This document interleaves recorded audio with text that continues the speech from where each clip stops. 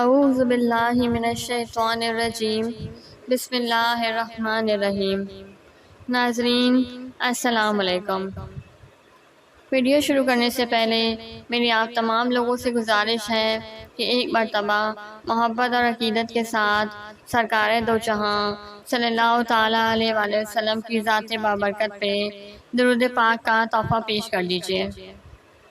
اللہم صلی علی محمد وعلی آل محمد کما صلیت علی ابراہیم وعلی آل ابراہیم انک حمید مجید۔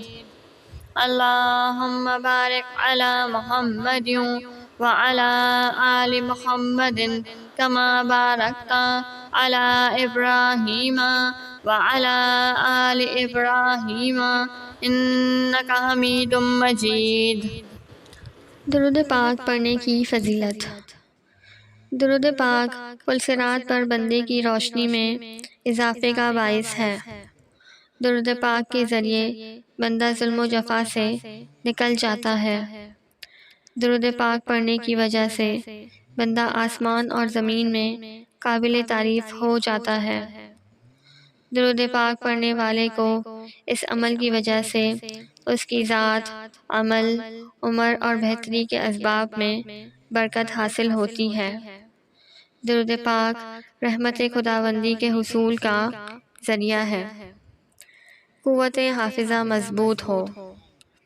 اللہم صلی وسلم وبارک علی سیدنا محمد نبی الکامل وعلی آلہ کمال نہایت لکمالک وعدد کمالہ۔